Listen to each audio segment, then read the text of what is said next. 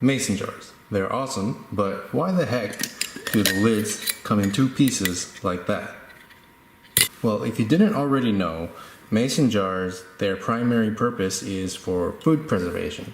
Back when refrigeration wasn't all that common, people would often preserve their perishable food items in mason jars like this, and that is what they were primarily designed to do. As you can guess, this two-part lid has something to do with that, and I will explain that. So one of the most important things that you need to do when you're preserving food is to make sure that no bacteria touches it. And one of the main ways that you do that is by making sure that whatever you're preserving is inside of a container that is airtight, so that bacteria can't physically come into the jar and start doing all kinds of nasty stuff to the food. And so you want to be able to seal the lid somehow. Now, if you were to just put the lid on the jar and tighten it as hard as you can, that's not going to do it. That isn't a tight enough seal in order to prevent bacteria from getting in. If you notice on this part of the lid, you'll notice that there is this red ring around the outside edge.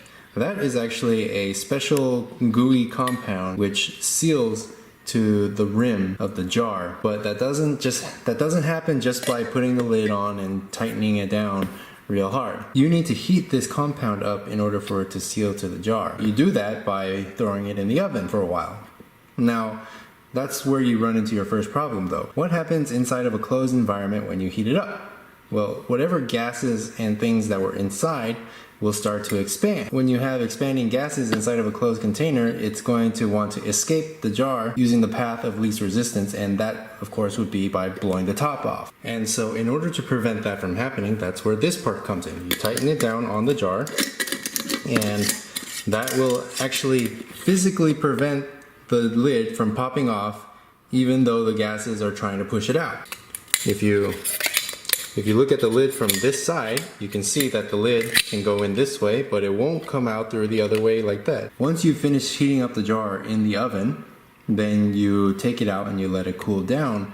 And when it cools down, the gases inside contract, and the atmospheric pressure from the outside will actually push this cap down, and it'll squeeze down on that sealing compound much harder than you could possibly manage with your own hands. And that amount of pressure is enough to create a very good seal on the jar, thus preventing any bacteria from getting in. And so after it's all done, you can remove this lid here, and then this is your final product. This is your sealed jar with whatever you've preserved inside of it.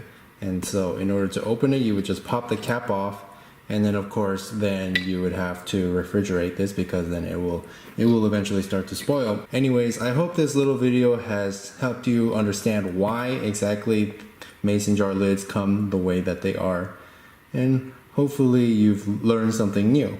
Anyways, I hope you enjoyed the video and have a nice day.